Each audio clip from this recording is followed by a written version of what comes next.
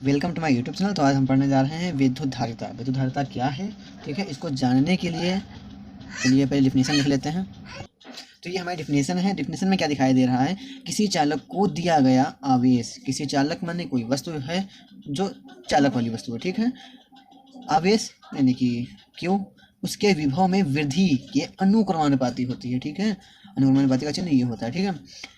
यदि किसी चालक को क्यू आवेश देने पर उसके विभव में वी वृद्धि होती है। देखो कुछ नहीं करना है, उसको सूत्र लिखने के लिए आपको क्या करना पड़ेगा, तो क्यू दिया हुआ है, क्यू को उतार लो।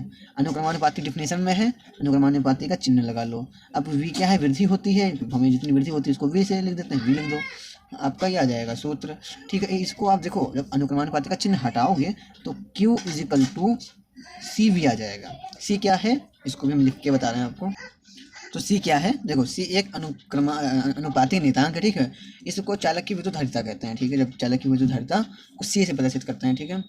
इसका आखिरी में सूत्र क्या आ जाएगा आपके पास, सी इजिकल टू क्यू वी, ठीक है।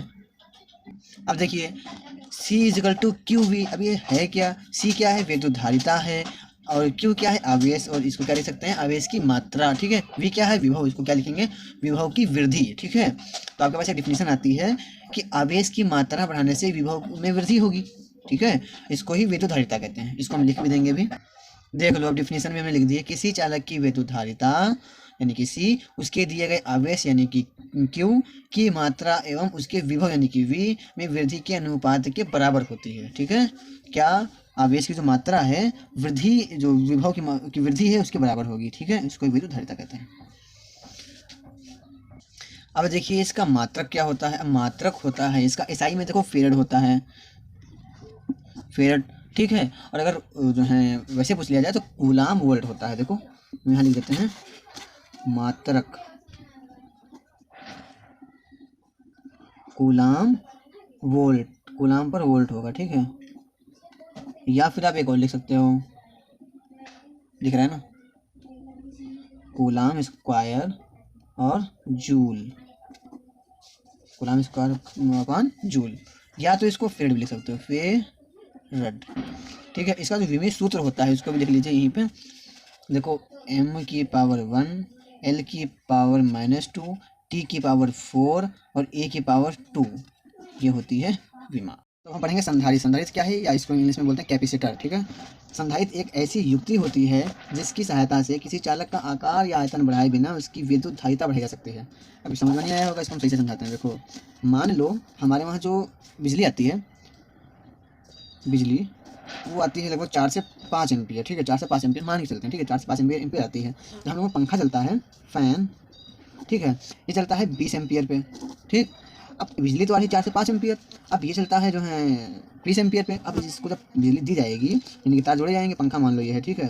इसको जोड़ चलाना है हमको। अब चलाने के लिए तो भैया जितना ये मांग रहा है, जितनी ये ऊर्जा मांग रहा है यानी जितनी बिजली मांग रहा है उतनी तो हमारे पास है ही नहीं, हमारे पास किसी के पास नहीं है। तब क्या करेंगे, कोई रिक्शे वाला है 20 रुपये मांग रहा है, तुम्हारे पास 4 से 5 रुपये हैं, तो तुम बैठ ना पाओगे इसके रिक्शे पे, जा नहीं पाओगे, बैठाएगा नहीं तुमको। तो ये पंखा भी नहीं चलेगा जब तक इसमें 20 एम्पियर की धारा यानी कि 20 एम्पियर की धारा जब तक नहीं जाएगी तब तक पंखा नहीं चलेगा। पंखा चले, तुम बोले नहीं चलेगा, तो चलता तो है पंखा। तो क्यों चलता है, कैसे चलता है, तो पंखे में हमारे क्या लगा होता है, कैपेसिटर लगा होता है। क्या लगा होता है, कैपेसिटर लगा होता है। इसको संधारित्र बोलते हैं, ठीक है। इसको हम भाषा में कोई नाम बोलते हैं, याद नहीं आ रहा है, ठीक है। वो हमारे जो पंखा होता है उसको जो है एम्पियर, मान लो कि 4 एम्पियर धारा आ रही है, तो पहले कंज्यूम करेगा, पहले अपने पास रखेगा, मैंने अपनी पूर्ति करेगा, को सही कर लेगा। उसके बाद में उसको स्टार्ट होने में, पंखे को स्टार्ट होने में 20 एम्पियर की धारा लगती है, यानी कि 20 एम्पियर का करंट लगता है, उसके बाद ही में स्टार्ट होगा, ठीक है। तो पहले 20 एम्पियर वो उसको दे देगा, किसको, पंखे को, उसके बाद चलेगा। मान लो तुम्हें रोटी पकानी है, तो रोटी पकाने के लिए तुम जैसे तवा रखोगे तो रोटी सीख जाएगी, नहीं। पहले तवा क्या करेगा, अपने आप को सोखेगा, यानी कि जो है अपने आप में पहले गर्म होगा, उसके पहले अपने अंदर ऊर्जा लेगा, उसके बाद में रोटी को सेकेगा, ठीक है। उसी प्रकार ये भी पहले पंखा अपने आप जो भी धारा उसको कंज्यूम कर लेगा, करंट है उसको कंज्यूम कर लेगा, उसके बाद में पंखा चलता है, ठीक है। तो यही बोला जा रहा है। अब देखो, अब ये जो हमने संधारित्र लगा दिया, इस जो हमने संधारित्र लगाया है पंखे में, उससे क्या हमने किसी पंखे को बढ़ाया या जो है जो धारा आ रही थी बिजली उसको बढ़ाया, नहीं, कुछ नहीं किया। बस खाली एक मान सकते हैं उसको सेल बोल सकते हैं, सेल यानी कि लगा दिया, जिससे धारा पहले बात उसमें कंज्यूम हो गई, इसके बाद में चल गई, ठीक है। इसलिए बोला जा रहा है संधारित्र एक ऐसी युक्ति है जिसकी सहायता से किसी चालक या चालक का आकार व आयतन बढ़ाए बिना ही उसकी विद्युत धारिता बढ़ाई जा सकती है। इसमें क्या हुआ है, तो चालक का जो है आकार बढ़ाया गया है ना, आकृति बढ़ाई गई ना, आयतन बढ़ाया गया है, सिर्फ और सिर्फ संधारित्र लगा करके उसकी वैद्युत बढ़ाई गई है, ठीक है, इसे बोलते हैं संधारित्र। इसका फार्मूला लिख लीजिए, C equal to Q V, ठीक है, इसका फार्मूला है। तब हम पढ़ने जा रहे हैं संधारित्र का सिद्धांत। किसी चालक के पास कोई दूसरा चालक लाकर उसकी धारिता बढ़ाई जाती है तो इस संयोजन को संधारित्र कहते हैं, ठीक है। यानी कि कोई चालक होगा, उसके पास दूसरा चालक लाया जाएगा और पहले चालक की जो धारिता है उसको बढ़ाया जाएगा, तो इसको संधारित्र कहते हैं, ठीक है।